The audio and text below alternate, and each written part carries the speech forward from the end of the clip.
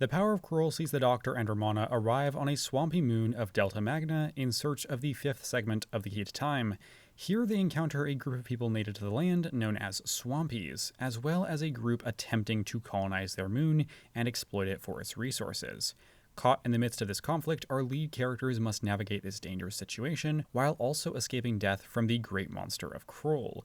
This is one of those serials from the Fourth Doctor's era of the show that is viewed as among the all-time worst from his run, despite our hero's brilliant costume variation.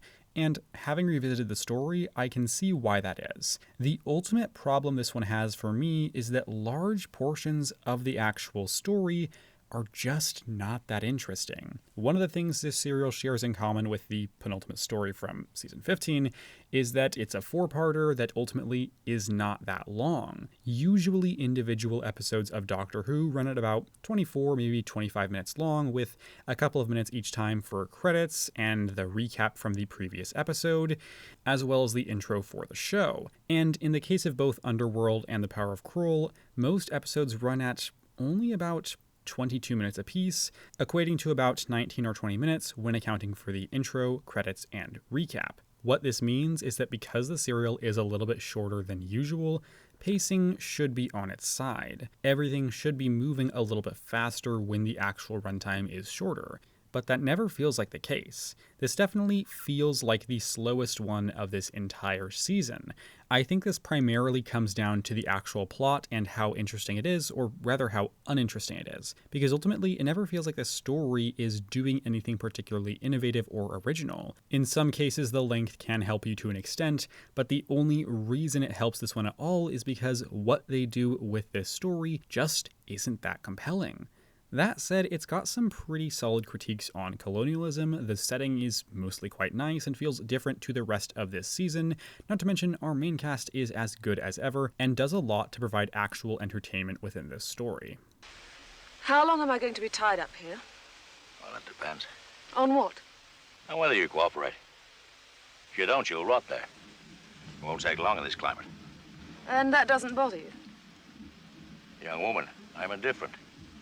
Emotional insulation is usually indicative of psychofugal trauma.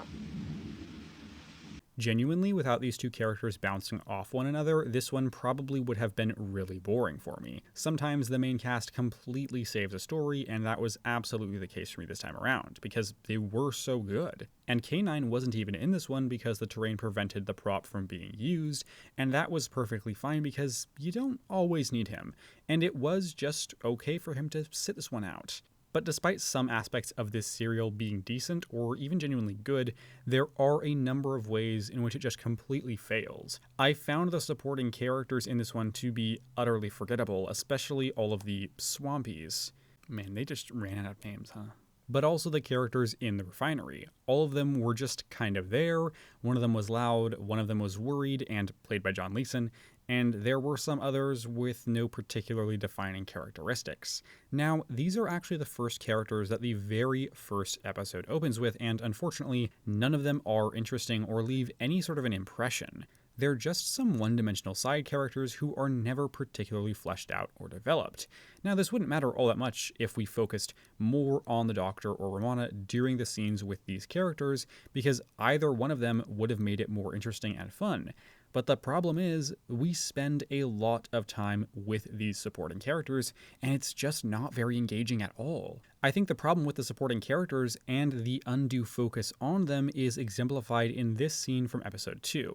Now, I won't play it in its entirety because it runs at just over 3 minutes, but this scene gives us only supporting characters from the refinery discussing Kroll and whether or not it exists.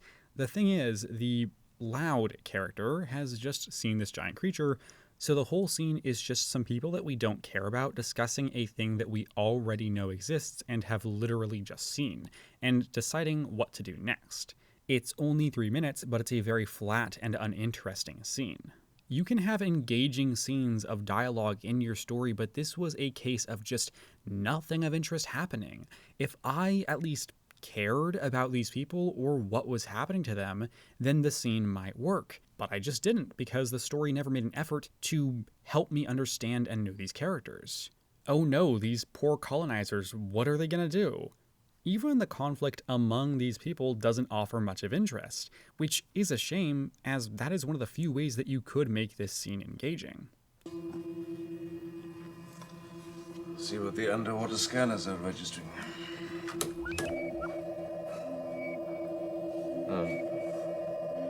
Look at this. What? Well, I think it's a defective scanner. Where's Eugene? It's his respirator. Well, get him down here! And there's lots of scenes where it's just these same characters discussing things and just never really capturing my attention. It's just such a shame because that side of the story took up a good deal of time, and despite being integral to the colonizing narrative, it just didn't work. On the other side of that, you have everything going on with the Swampies, and despite them not being all that interesting either, the reason this worked notably better than the stuff at the refinery is because the scenes with them almost always had the Doctor or Romana. Those are both great characters. So whenever they are interacting with people, everything just becomes more interesting, because there is a degree of fun and comedy involved. We've got company. Well, you'd better introduce me. As what? Oh, I don't know. As a wise and wonderful person who wants to help, don't exaggerate. This is, Seize them. I told you not to exaggerate. It's not that the Swampies were a particularly interesting group of people. I mean, they do have a rather silly design, and also get prepared to see some ass in this one, but almost all of the scenes with them also share our leads, as well as a significantly nicer setting. I genuinely believe that this swamp serves as a nice backdrop for the story. Also, apparently the makeup department for this serial had failed to order the solvent needed to remove the green paint from the actor's skin, so some of these guys had green paint for weeks after. Oops. In terms of Kroll, one of the primary antagonists of this entire serial, it was fine. I didn't think it was awful or anything, but it also wasn't particularly interesting. I kind of like the size and scope of such a massive creature, and even though that isn't completely realized on screen with all of these different elements that they put together, I think they did a decent job. It works reasonably well, especially towards the end, but I just didn't find it to be all that menacing or captivating in a way that, say, the Krynoid was in The Seeds of Doom. It is admittedly a little unfair to compare a story like this to one of Doctor Who's best, and I am sorry for doing that, but I do so to highlight the ways in which Kroll fails as an opposition to our main characters, because where the Krynoid succeeded in its escalation of the threat from small scale in the Antarctic to right in the middle of the UK, this story just had a big squid in there for most of the runtime. It is a threat the whole time, and the only thing that changes much is its location. It also really fails to be very intimidating, something that The Seeds of Doom did a great job of. When someone got infected in that prior story, you knew they were done for, and the story showed you just how horrific that was. In this one, the squid just kind of takes people with its tentacles, and that's it.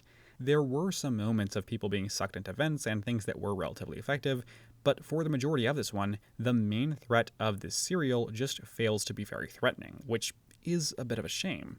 At this point, I will give you a spoiler warning for The Power of Kroll. Please skip the time shown on screen if you would like to avoid those spoilers, and if you are sticking with me, then let's keep discussing this one.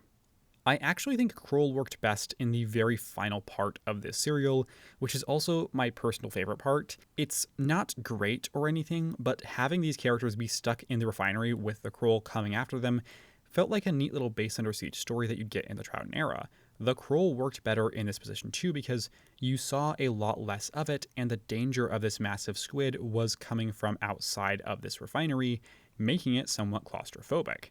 As said, it's not amazing television, it was just a simple and effective way to utilize the creature. I also liked finding out that the Kroll was so big because of one of the segments of the Key to Time. That was a solid solution to the problem and a neat little surprise. Now, I already remembered this from the last time I watched the story, so it wasn't a surprise to me in revisiting this one, but I just thought that was a cool way to wrap everything up, and it just made sense.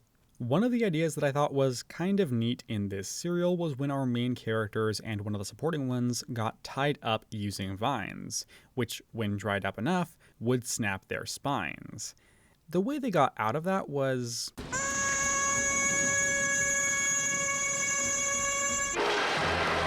odd, but it was kind of a cool idea nonetheless.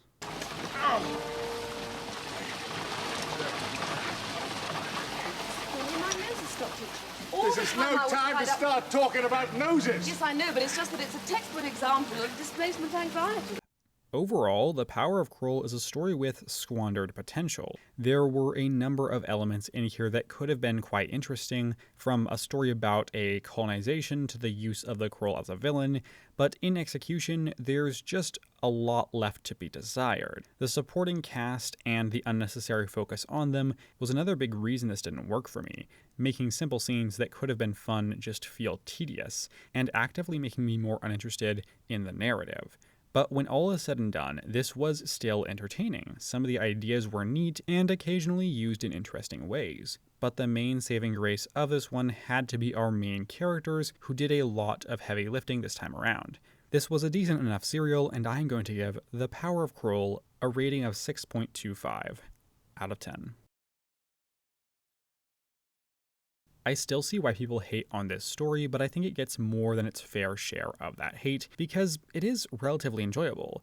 But what do you think about this one? Feel free to leave your thoughts on it down below if you so care to. I know I often find more enjoyment in some of these stories that are sort of hated by Doctor Who fans or disliked by a fair number of them. I kind of find them to be okay a lot of the time, and this was definitely another case of that. Although I do have a little bit more history with this one, but I still think I'm giving it its fair assessment. And I do hope to see you around for an upcoming Sunday in the near future with a review of the season 16 finale, The Armageddon Factor. But if not, that is 100% alright, so long as you know that I appreciate your time here today. And with that said, thank you very much for watching. Take care, and have a lovely week.